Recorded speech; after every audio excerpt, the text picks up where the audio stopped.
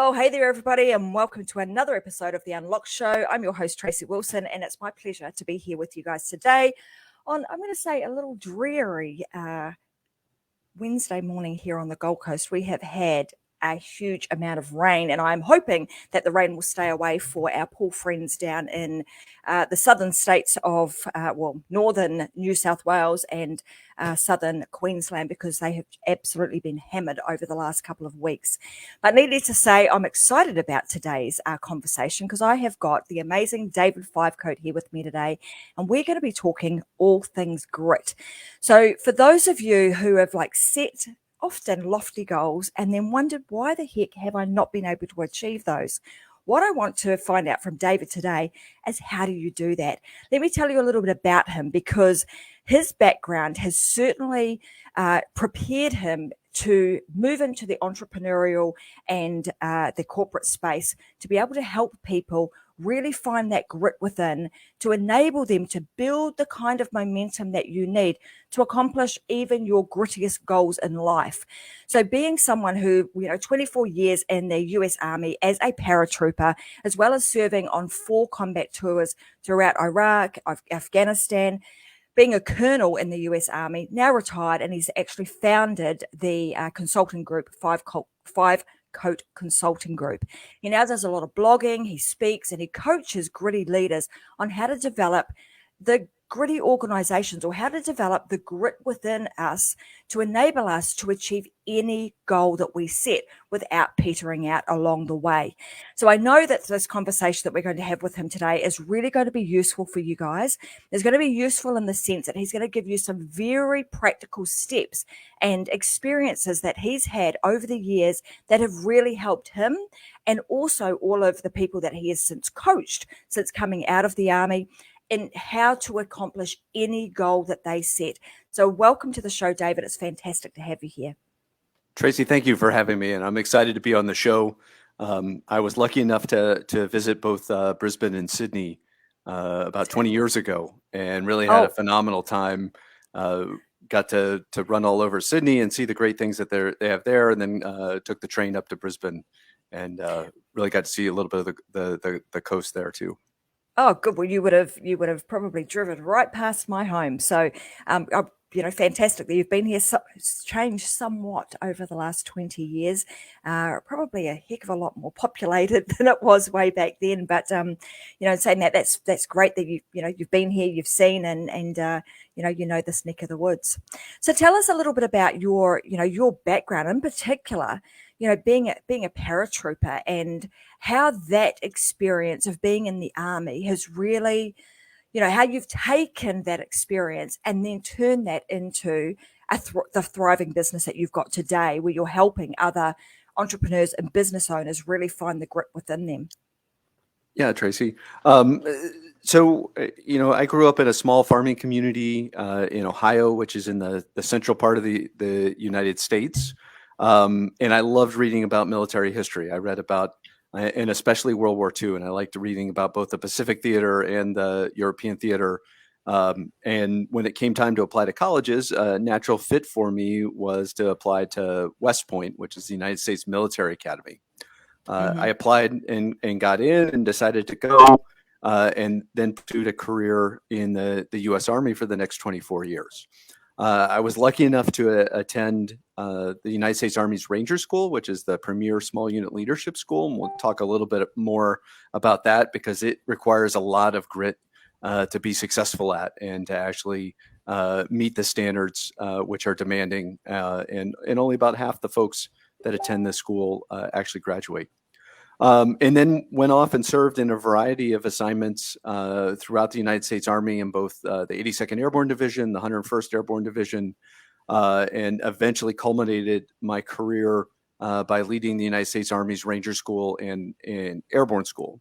And while I was in charge of the Ranger School, we actually led the gender integration of Ranger School. So Ranger School been in existence since 1952. About 80,000 male grads, and the first 3 women came to Ranger School and graduated. Since then, it's now been 6 years. There's been another 97 women that have graduated. So there's been right at 100 women that have graduated from the United States Army's Ranger School.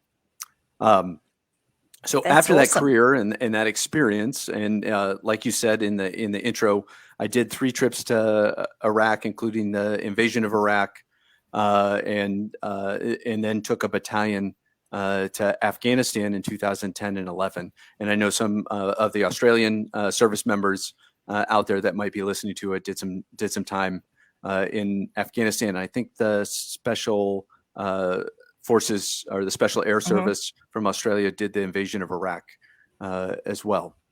But I took that experience and I transitioned. And there's not a whole lot of your audience, I think, that does a complete career transition at the age of, in my case, I was 43, and I transitioned from 28 years in the Army, including West Point, 24 years active duty, and then had to completely change to a completely different career. And I went and I initially landed at another company run by some veterans that did some leadership training for folks here in the United States and overseas. And after about 3 years, at the beginning of COVID, I decided that it was time to start my own company. And I like to Mm. joke that I wasn't being gritty enough, so I decided that I needed to start my own company on the cusp of the pandemic. And so Well, founded the good for company you. in oh thanks, founded the company in March of 20, and had some as many of your entrepreneurs out there have had the experience, some soul searching, some sleepless nights as you stand up a company. I went a whole quarter without getting a client, but managed to persevere, managed to apply my grit, and now have a thriving company that does both executive coaching and leadership training here in 2022. Well, that's fantastic, and I love that story.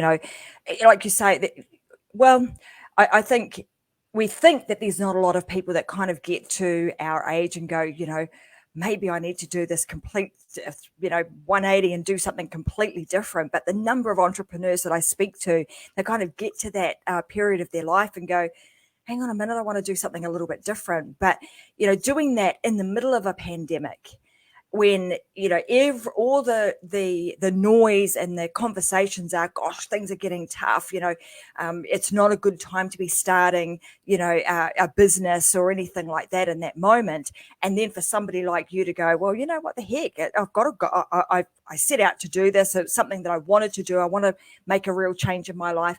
And then actually just applying yourself in that moment to achieve what you have today, and to go a whole quarter, with probably wondering what the heck have I done? What moving from a solid paycheck to something that in the entrepreneurial space can be quite erratic, with lots of ups and downs, but then going that entire quarter with nothing really does take some grit within somebody to persevere and keep going. So let's talk about that, because I know that, a lot of people would have given up at that time. They would have thought, gosh, am I really cut out for this? They let the self chatter get the better of them, and all of a sudden, running back to their 9 to 5 job. And I can attest to that. I've been there, done that. Thought, gosh, I need to go back and get a job. It's much easier just to have a 9 to 5 and get a regular paycheck.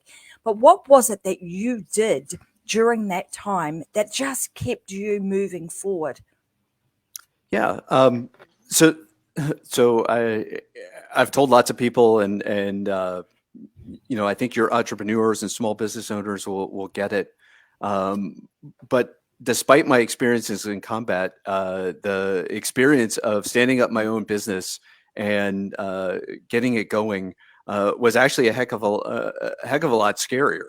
When you go from having a regular paycheck to no paycheck, and unless you make that sale, unless you bring those folks in the front door and close that deal, you might not keep the lights on. And so it was an Mm. extremely scary proposition. It feels a lot like, so I, on the cover of my book as a parachutist, I did 102 parachute jumps during my career. It feels like a lot, as you stand up a business, you're like exiting that aircraft at 1,000 feet, and you're Mm. hoping your parachute opens. You hope you have a soft landing, but the winds could change. You could get blown off course. The big thing that really helped me, and I hope this helps some of the folks that are listening today, is I found that the thing that worked for me was to bound it by a year. And I said, hey, I'm going to be all in on this entrepreneur thing, try to stand up the business. And I found it in March of 2020. And I said, hey, in March of 21, I will take an assessment. And if it's been successful, I will continue. If it has not been successful, I'll say, okay, I gave it my shot. I gave it the best that I could do. And maybe I'm not cut out for this, and I'll put my resume out and go back to a 9 to 5 and a regular paycheck. But flash back to March of 21, and things were going really well. I had hit and got a business consulting contract that was running for another couple of months. Things looked pretty good, and I said, okay, I'll try it for one more year. And now we're coming up to the end of March of 22, and things are going really well. So I think I'll continue it for another year. But that's to me how I manage my fear as being that small business owner, of saying, hey, I'll just do it for a year and then see what happens. I'm kind of listening to what you're saying, and I'm thinking, gosh, being in the army and going into some pretty scary places, and comparing that with starting your own business, having done it for a number of times, I'm like, gosh, I think I would be way more fearful of of stepping into some of those scary places that you've certainly been. But that concept of, all right, I'm going to give this a crack. I'm going to give this a red hot go. I'm going to go all in, burn the bridges, so to speak, and I'm going to give it some form of, time. I'm going to give a time limit on it, is a smart thing to do. And, without knowing sort of your family background, but I'm wondering, when you talked about when you did that, obviously, as entrepreneurs and moving out of a 9 to 5 job, there's often other people other than ourselves. Even if we're not married and we don't have children, we still have, a community that is normally looking at us going, what the heck are you doing? How did you actually communicate that? And what difference did the fact that you put a time frame on it make to those around you, those significant people? Yeah, so I've got a 12-year-old daughter, and we talked about it and said, hey, I'm going to take this risk. I'm going to take this, and I think she sort of intuitively, at that point in time, she was 10, sort of understood intuitively, when I was going a whole quarter without a client, she could feel the stress level rising, and we had a couple of good talks about it.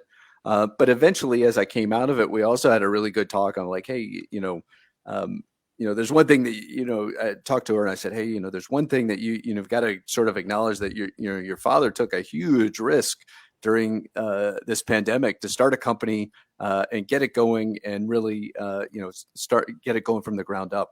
And so I hope she takes that experience fast forward in another 20 or 30 years, and maybe she'll start her own company just because she saw, one of her parents, give it a shot and have a little bit of success. My parents weren't no doubt about that. Yeah, I'm sure, by watching and seeing Dad, take the risk, but a calculated risk, right? Like, when you're jumping out of an airplane at, however many feet, and hoping like heck that the parachute opens, it's all a very calculated process. So I'm sure you took that, into your entrepreneurship, and she's seeing you do that, which, in my opinion, is the best lessons that we can really share with our children, right? Is for them to actually see us doing something rather than just saying, hey, go and do X, Y, Z. So yeah, what a great thing for her to be able to, watch. Yeah. Yeah. And my parents weren't entrepreneurs. It sounds like maybe your parents were. Dad was a math teacher. My mom worked in computers in a couple of different companies. And so didn't really have that entrepreneurial background. So it was a huge leap of that. One of the other things that I did, I think that really helps, and I think some of your folks could find some utility out of this, is also is I took I sat down and I got a piece of paper out and I said, okay, I'm going to take a list and make a list of all the things, all my fears and all the things that are kind of Mm, holding me back on this, on why not to do this. And I listed those fears out, and then I listed, what's the worst thing that could happen out of it. And, like, hey, start my own business. Worst thing that could happen. Hey, I don't get any clients. And then I put on a third column, I was like, okay, now I have to think through what's my one thing I can do to help put a mitigation strategy in to kind of mm, help that. And one of them was that year bounding and saying, okay, that taking that year.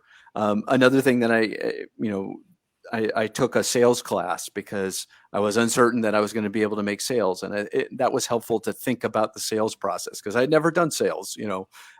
Sure, you're always selling, no matter what business mhm. you're in, but in the formal, actually get somebody to sign a statement of work and pass along an invoice and get them to sign that and actually get it to accounts payable. A big shock to me as somebody that had always been in government was I didn't understand that companies pay 30, 60, or 90 days in arrears. And I'm Mhm, like, what the heck? I go to the gas station and I pay for gas and they want me to pay for it right then.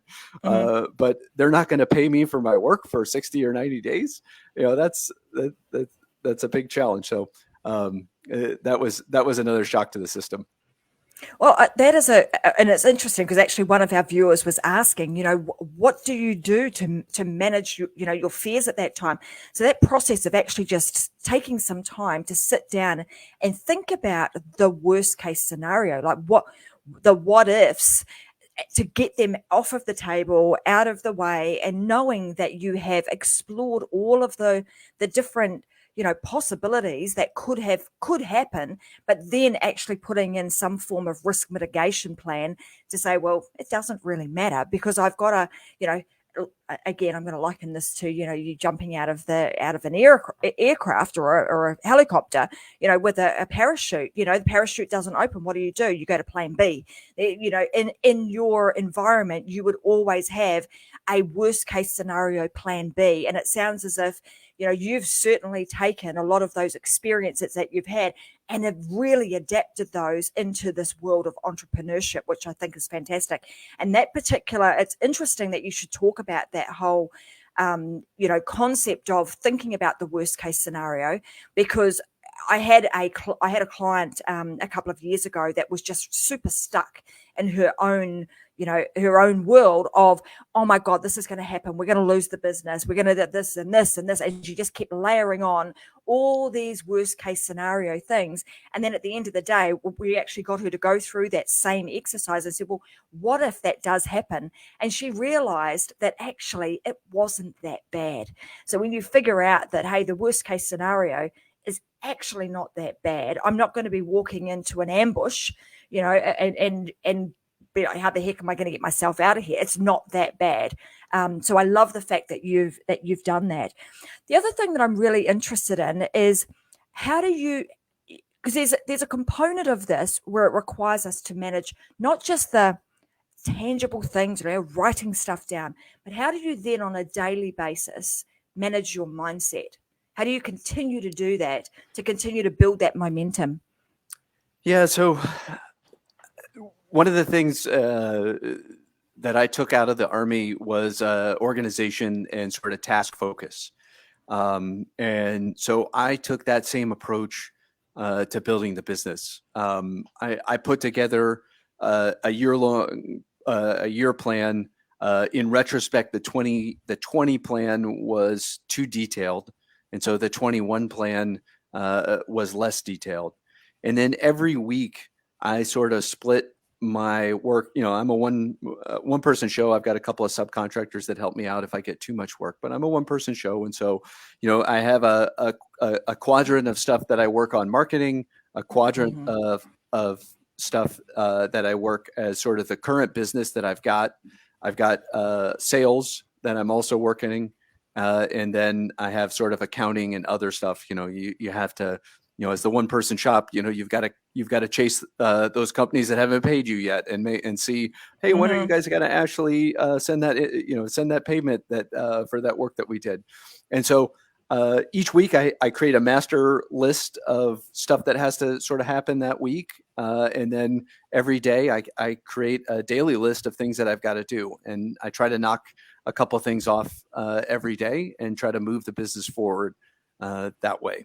That works for me. Folks would probably say that I'm uber organized and sort of to that end of the spectrum, but that sort of works for me. And helps keep me on track and helps me move the business forward and keep that momentum going. I'm totally all for the practicalness of things. I love lists and, being organized and that sort of stuff. So you're speaking my language when you talk about that sort of thing. So in terms of this whole concept of building grit, let's talk a little bit about that. What do you mean by somebody developing a level of grittiness about them? Yeah, so let's take a step back and talk about grit for a second. So I define grit as the will to persevere to achieve long-term goals, and I acknowledge that for your Australian listeners, and if you've got anyone from the UK or New Zealand, grit is not a typical term. It's more of an American English term. But think persistence or perseverance is probably a good enough word.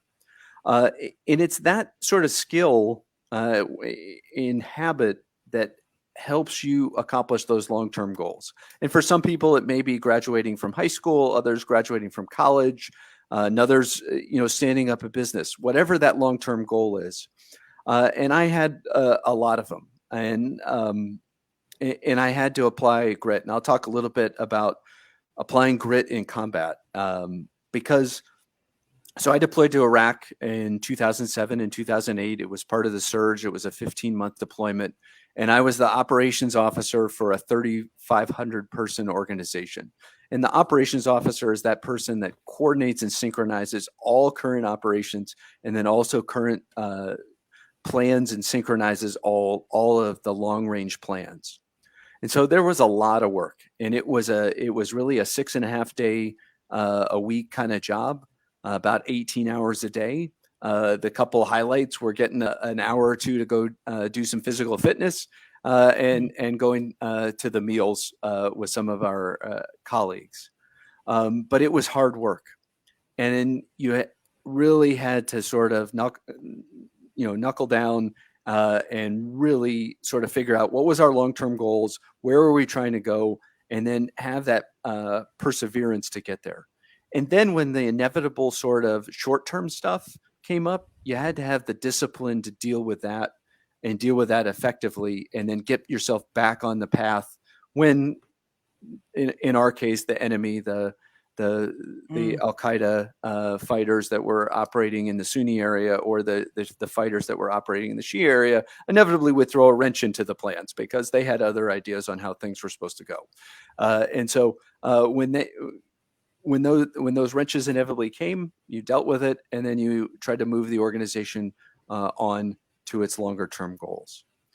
Those kind of things is what really sort of built my grit. And fast forward to 2021, I'm talking with a client, and she was like, "Hey, you've got a lot of grit. Why don't you write a book on it?"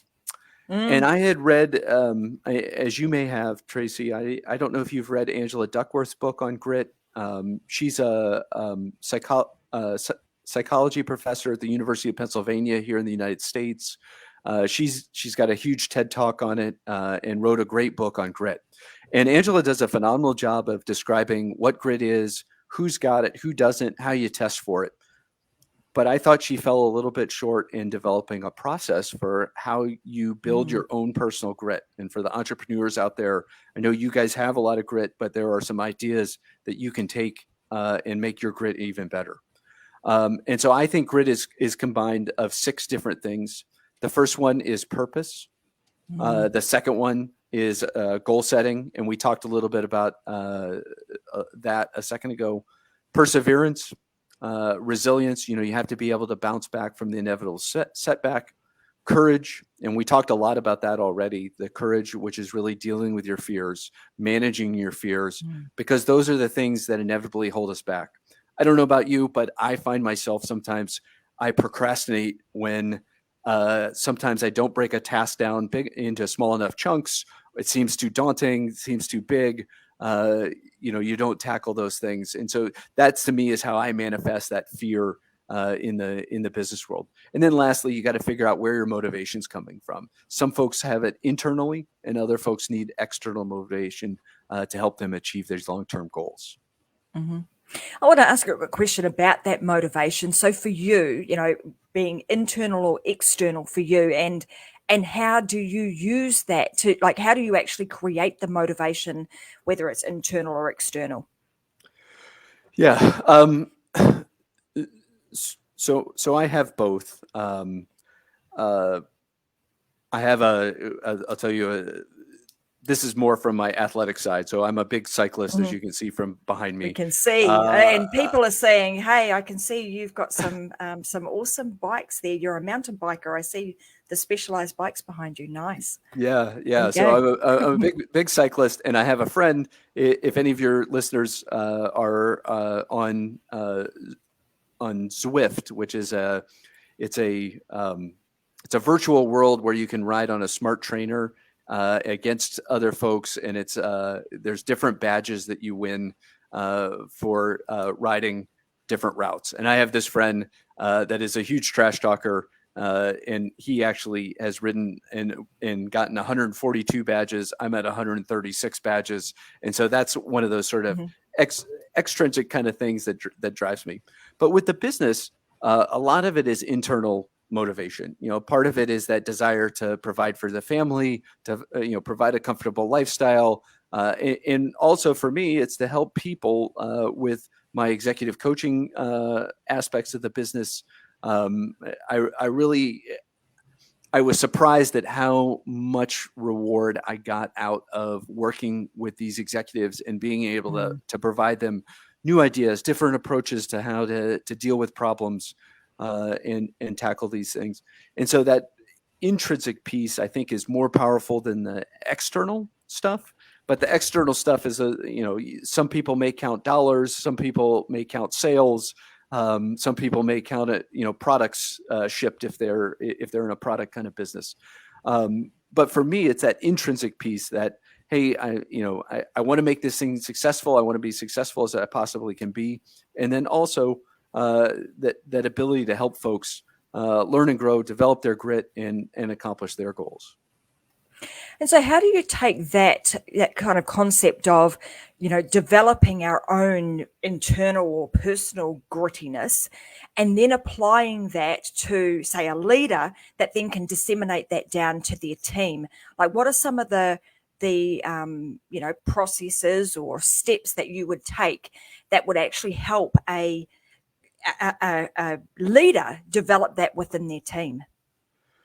Well, I think one of the great questions to ask this leader is this hypothetical leader that we're talking about, is ask them, hey, have you asked your team what motivates them? And 9 times out of 10, they haven't really asked the team what resonates with them, because some folks need that external drive and look for that, monetary bonus or whatever. And a lot of times companies are structured to have that sort of extrinsic kind of thing.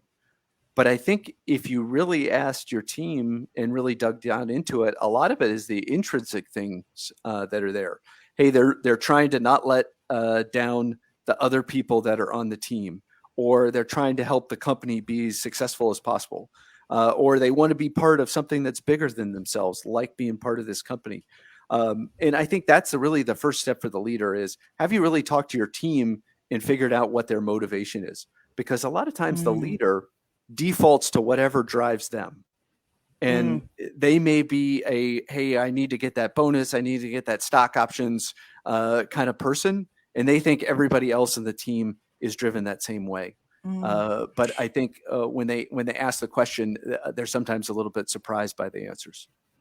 And I think the beautiful thing about, doing something like that, particularly when you're starting out or you're a much smaller company, is your ability to be able to, get close and ask those sorts of questions of your team that then actually become part of maybe they just, you see them flow up into your mission statement or your vision statement. And once you can tie, the goals, the desires, the dreams, the aspirations of your team into that, you've then got a really strong ability to be able to create some momentum, because they've got real buy-in to what it is that you are trying to achieve, or what the company's trying to achieve.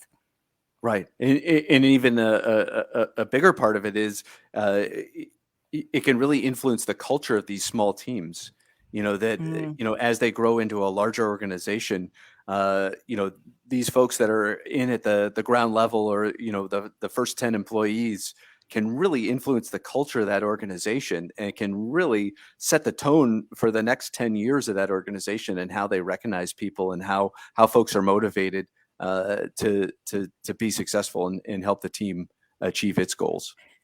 And that's an interesting thing to think about, isn't it? That, those first few employees or team members that you have on board really set the foundation, and it becomes part of the fabric of the company moving forward.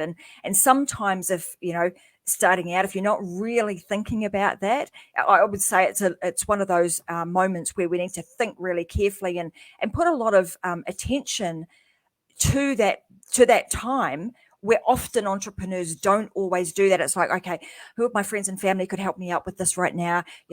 Who's available? I can train somebody. And we don't always think about, I'm actually laying the foundations for something much, much bigger in the future. And if we actually thought about that at that time, just like you would if you were laying the foundations of a massive building that I'm looking at out my window, you've got something then that is rock solid, that you continue to build upon. And the fabric of that has been built the way that you want it to be right from the get-go. Yeah. No, great point. And, just to hear as we're talking about it, I'm like, man, I have this guy, Terrence, that works for me. I'm like, man, I gotta go talk to Terrence and make sure that he's on board, because, it's one of those things where work comes in and you're like, oh, Terrence, can you help out? And, got to make sure that he's on board with building the culture of TFCG. What do you like?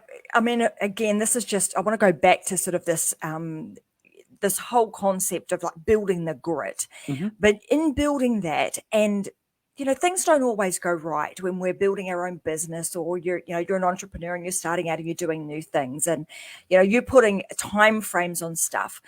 What do you do when you are faced with a failure? Because things don't always go right? How do you sort of bounce back from that, and how do you address the maybe when you're looking at something that didn't go as well as you had hoped it would? Yeah. What you're talking about is resiliency, the ability to bounce back from the inevitable setbacks. I think the first thing that most entrepreneurs figure out pretty quickly is that there's gonna be a setback. They hit it early on, they pivot, they restructure the business or do whatever, and learn that.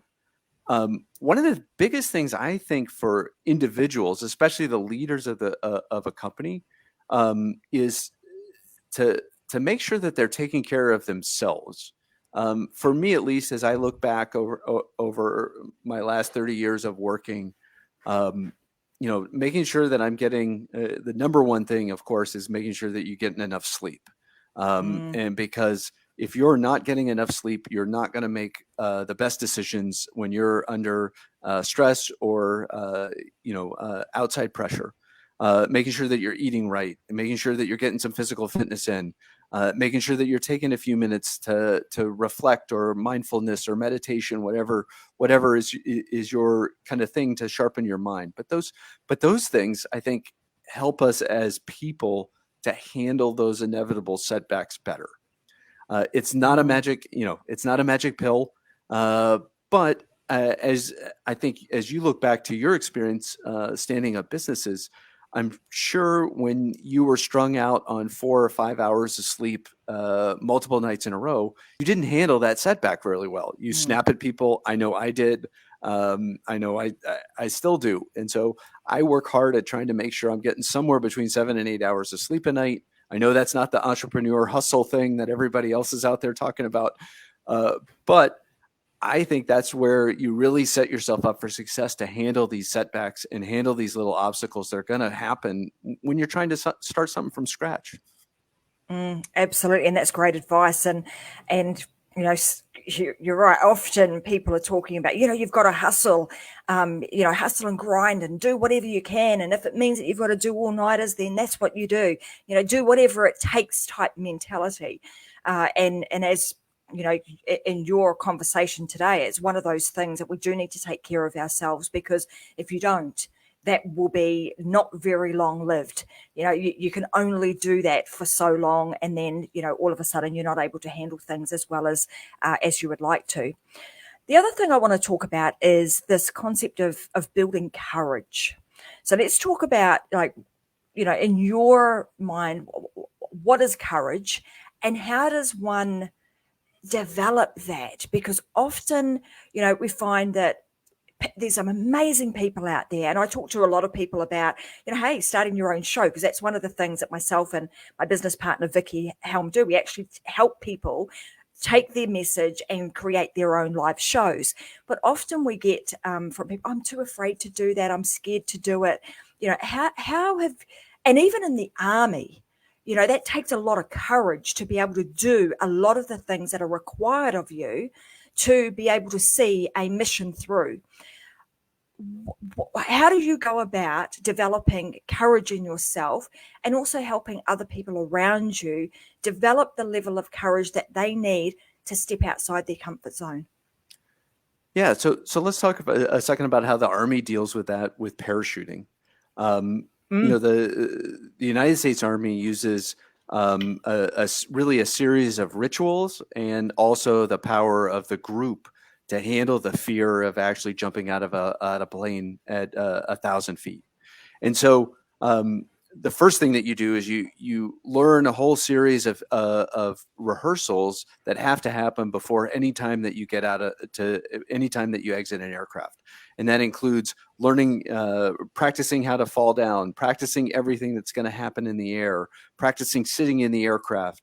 And once you get all that done, you actually put the parachute on, and then you get inspected by a senior level parachutist that's gone through some extra classes to make sure that it's entirely safe and it's safe to jump. And so once again, another part of the ritual to get to handle that fear and make sure that you're comfortable with your equipment. Then you get on the plane. And when you get on the plane, the jump masters take over, and they use a series of commands that the entire plane echoes back. And so the jump master will say 10 minutes, and everybody goes 10 minutes. Then they say, get ready, and everybody says, get ready. And I'm doing the little arm motions here for anybody that can see it. And then they say, stand up, and everybody says, stand up. And then they say, hook up, and then you have to hook your static line on. But those series of commands and responses really helps you know that you've practiced it, you're executing it, and then everybody else is saying the words back. And so it's a power of the group.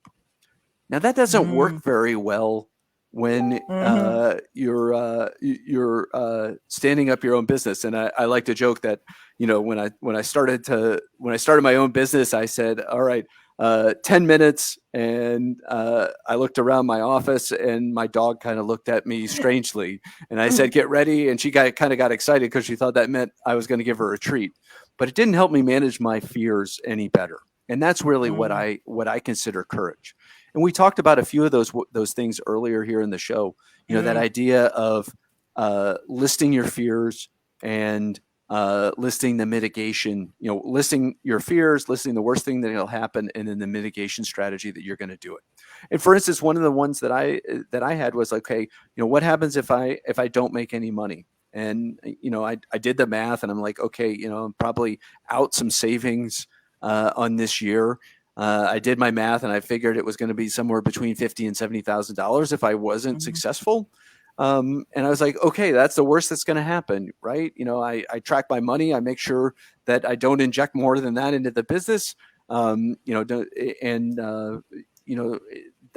kind of my strategy to deal with that fear. And just like that person that you were talking to, once you put it on paper and you figure out that it's not that bad, you can handle it and you can manage it and you can go, okay, we're only going to spend $10,000 a quarter and we'll see if we can make this thing go. Yeah. Yeah. You then get to the point where, okay, I'm relaxed, I'm comfortable, I can deal with this. One of the things about, I suppose, the space of entrepreneurship and you talking about, all right, I've learned some of muscle memory, I've learned some of these rituals that I should do to kind of get me started. And I was having a little bit of a giggle to myself because, even before the show, I mean, those sorts of things are the sorts of things that I do. All right, it's 10 minutes and, you get yourself into a bit of a rhythm and a routine because when you get that rhythm and routine, that builds the courage, to build your confidence and makes you a lot more relaxed whenever it is that you're going into, to do whatever it is that you're going to be doing.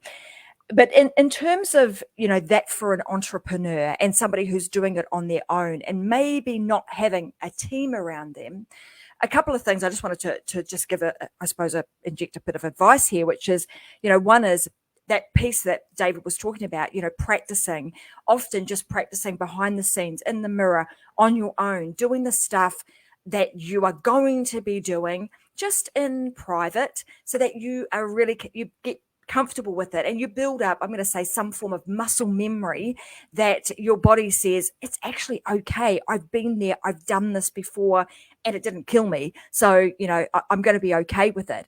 And the second is to find some people that, you can surround yourself with that are going to be your wingman, your wingwoman, and cheer you on and be those people that are going to echo back to you, you're doing a good job. All right, you got 10 minutes, let's go, those sorts of things. And often that's the sort of stuff that is not seen by the outside world for entrepreneurs. And I know for me that I have that around me. I could talk about Vicky, her and I will do that sort of stuff, behind the scenes with one another. It might be before a show, it might be before we're going into a big training or, any of that, or doing something that's a little bit outside of our own, we're learning something new outside of our comfort zones. We get ourselves into a bit of a rhythm and a routine, and we can echo back to one another and be that support network that is padding us should either of us ever fall. And that's exactly what you guys were doing, when you're in an aircraft and getting everybody prepared. So I love, there's so many things that I think from the Army's standpoint that can be taken from there, because it's a high risk, highly stressful environment that can be mapped over into the entrepreneurial space to really help entrepreneurs, business owners, corporate executives, really build the level of grit that they need to be able to deliver and achieve any goal that they set. Right. I was actually, as you were talking, I was wondering what's your morning ritual that gets you going, because I'm sure you do the same. Yeah. Yeah. Well, I mean, my morning is probably, and again, you say, oh, hustle and grind. My mornings are really the morning that is the time that I catch up. I like to, be on my own. I generally don't talk to a lot of people first thing in the morning, but what I will do is that's when I'm, sort of scanning what's gone on in the day, what are my emails. And a lot of people would say, don't do that. But I find like that's what works for me. That's what gets me going and enables me. And then I come and sit and I'll do a bit of, working out what am I doing, in my day. And my book up. I'm a checklist person. I don't know how many of these books I have got, in my drawer. My thoughts go in the thoughts go in there, the actions of the day, and I'm very much a tick list type of person that likes to tick off so I can see what I have achieved. And it's interesting because, you're talking about creating these lofty goals often, and we're thinking, God, I'm looking at that and I'm like, how the heck am I going to tackle that? And we often underestimate how much we actually can achieve by just breaking that down into smaller bite-sized chunks or small steps and just doing one thing at a time. And that then, getting us through here. Vicky's saying, yes, you are a checklist person. I totally am. And I do that with with everything. Doesn't matter if I'm going to the shops, I'll get the checklist. I'm looking at my fridge, you get the checklist off the fridge because I'll sit down and write that, because otherwise I forget. Because particularly as an entrepreneur, you got a million and one things sort of racing around in your head. And I'm interested to see how you even deal with this. We've got lots of things going on. You go to bed at nighttime and you've still got these things running around in your head. How do you then take the things that are constantly running around in your head, compartmentalize them, so to speak, but then be able to pick them back up again and do something with them? Do you have a process of doing that? Yeah, the number one thing that has helped me the most with that, and compared to other entrepreneurs, I don't have problems falling asleep. My mind isn't, and I put it all back on this idea. So when I get to the end of the day, no matter what time that is, I write the list for the next day, and I try to write down everything I do in that. And then once I have that list down, it sort of gives me a framework, and then I'll kind of I'll watch TV or read a book or get ready, or even just get ready for bed.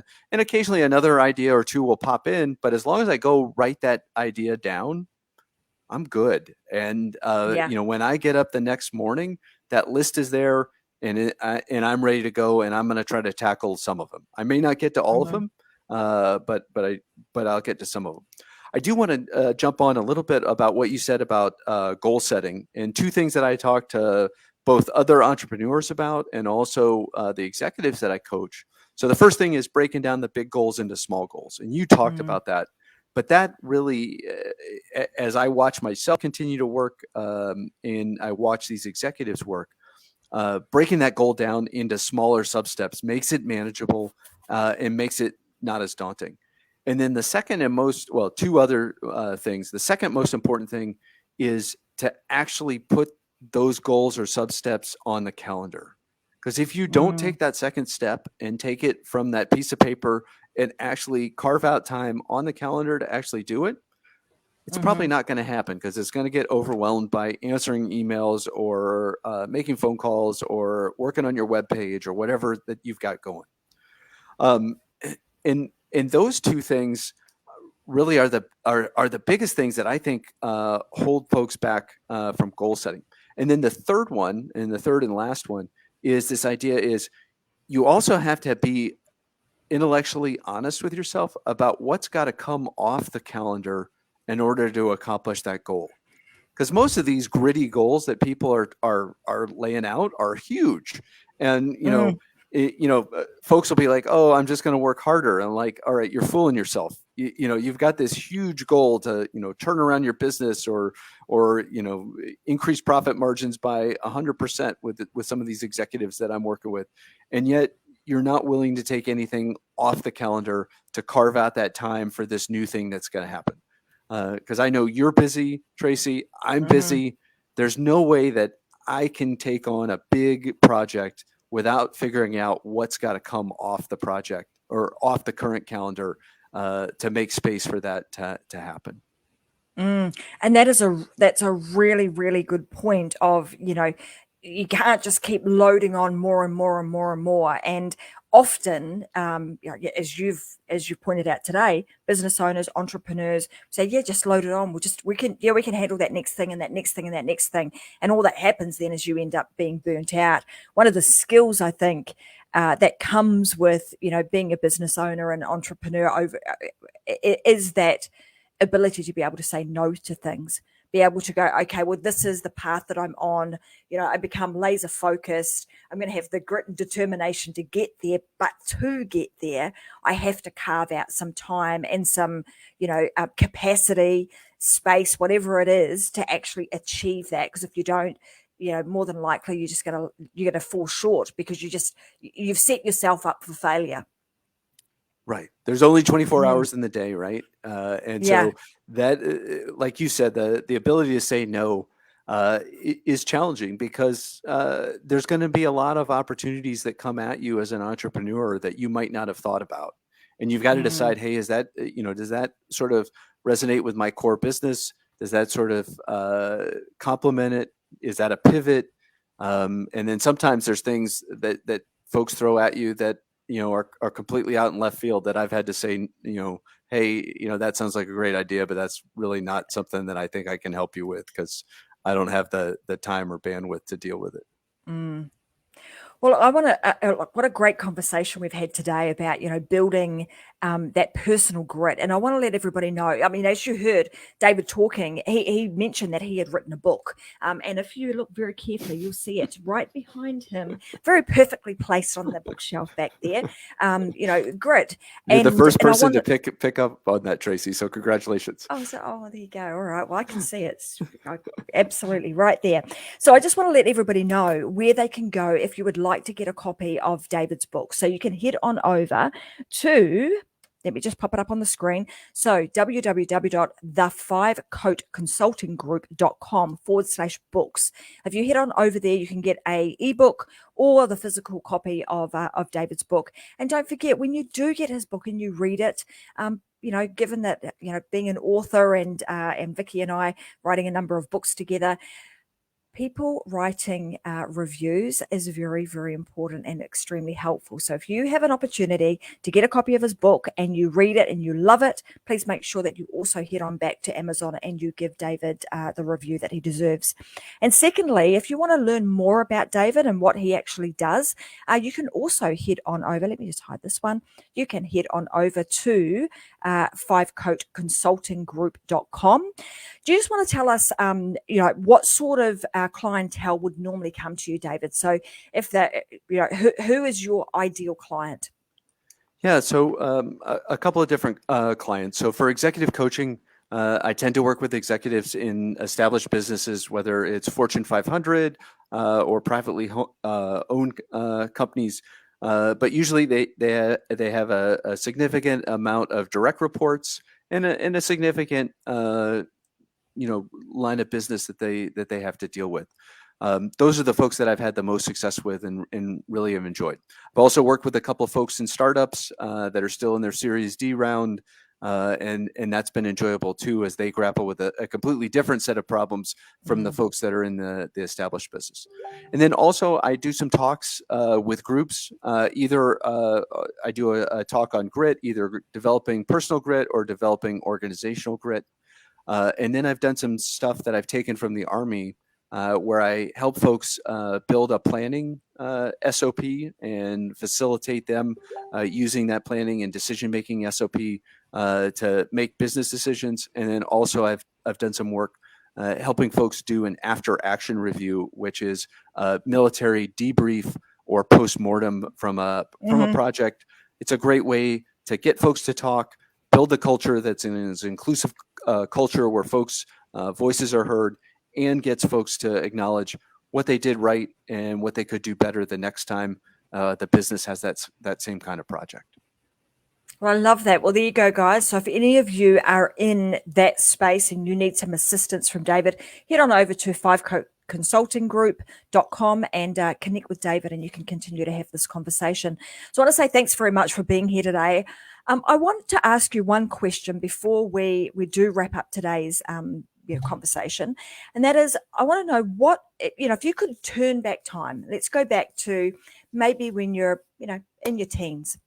What is the one piece of advice that you would go back and give yourself now that would be relevant for other entrepreneurs to hear? Wow, that's that one's interesting.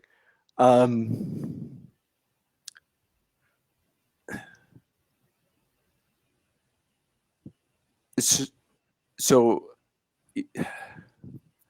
I guess the biggest challenge there would be willing to take risks. Sometimes in my military career, I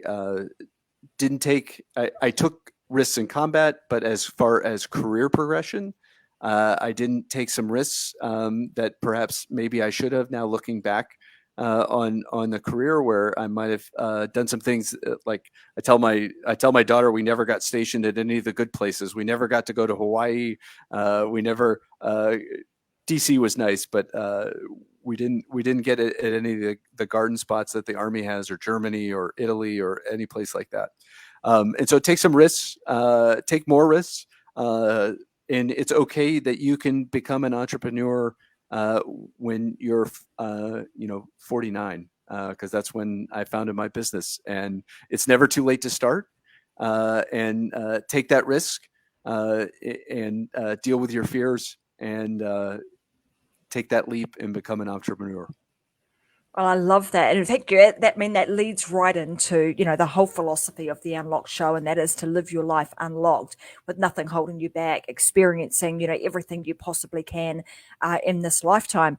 So I want to congratulate you for, taking that leap of faith, really being willing to accept some risk and step into the entrepreneurial space, because we need loads and loads of people like you to help, to help this world. So thank you very much for being here. It's been a fantastic conversation chatting with you. I could talk all day about, what it is that you've been up to in the Army, and how you're, some of the combats that you've been on, but maybe we'll leave that for another day. But thank you very much for being a fantastic guest. And for those of you that are watching today, thank you for being here. You guys know where to go and get a copy of David's book. The fivecoatconsultinggroup.com/books is where you can get a copy of the book, and you also know where you can connect with David, so you can continue this conversation. Thanks so much for being here. You guys know that I'll be back again on Friday with another episode of the Unlock Show, 10 a.m. Brisbane time, and then again next Wednesday. Until then, go ahead, live your life unlocked, because you guys know there is just no other way. Thanks, and have a fantastic week, and I'll see you guys again on Friday. Bye for now.